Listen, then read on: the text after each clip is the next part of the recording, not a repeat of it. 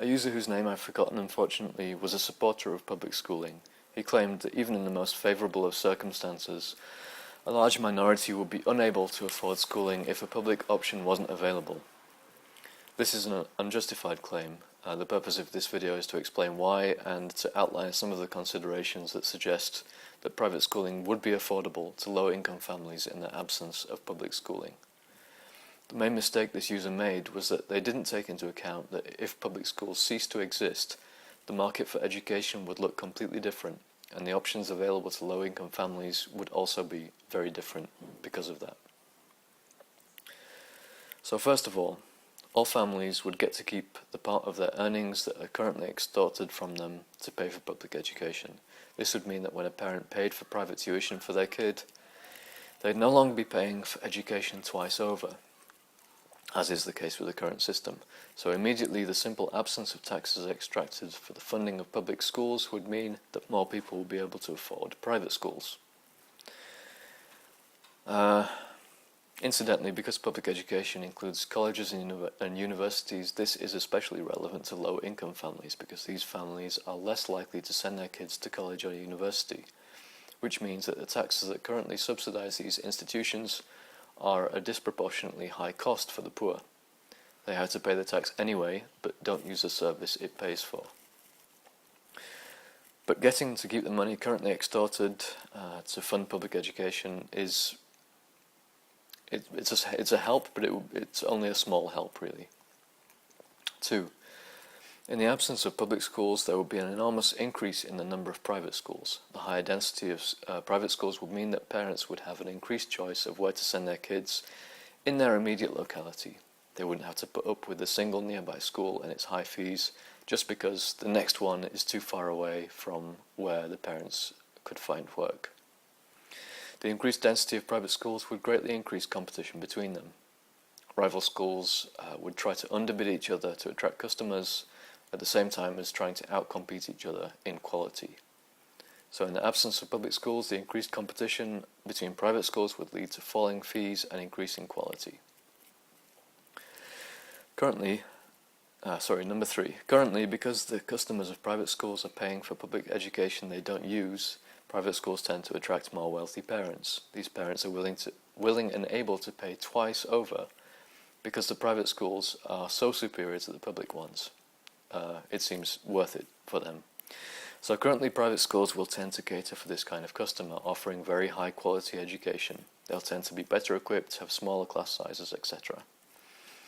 Currently there's very little demand for budget private education.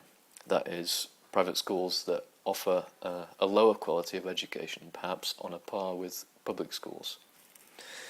This is because parents who are not willing or able to buy high quality education for their kids are already being forced to pay for public schools. And you're not going to pay extra to send your kids to a private school that's just as good as a public school. In the absence of public schools, this would change. Private schools would offer a range of different educations, not only the deluxe and super deluxe versions that we're familiar with, but also the regular, the budget, and even basic varieties. The budget options would certainly be cheaper than the current private school fees are. We don't know exactly what the fees for these cheaper varieties would be, but looking at the examples of deregulated schools in developing nations, it's likely that the market would provide an education option suitable for every income bracket, the lowest fees being affordable even for the lowest income families. 4.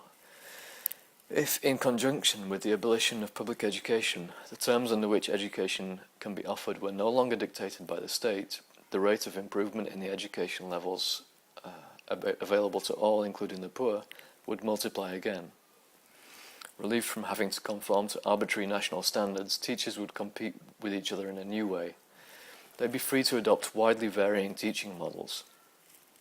The assumption that you need a teacher, a classroom, and a bunch of desks could easily be overturned by radical innovation, especially considering the technological progress that has occurred since this archaic model was first conceived. In a process similar to natural selection, the teaching models that proved successful would spread. It seems likely that certain models would be more suitable to certain children, so education institutions would likely specialize to a far greater degree than they do now, further enhancing their efficiency. Granting teachers the ability to teach on their own terms would quickly lead to huge gains in efficiency and quality of education for all. 5. Public schools are currently burdened by a massive and costly bureaucratic layer. I believe this is the primary reason that public education in the US costs about twice as much per child as private education does.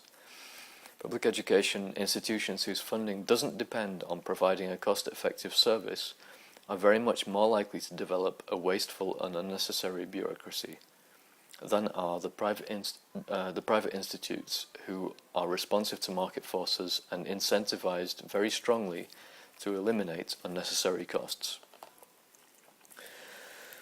So, for all the reasons mentioned above, it's far from clear that in the absence of public education, a large minority would be unable to afford a good education for their children. In fact, I believe that the opposite is true. A free market in education would greatly benefit the vast majority, including the poor.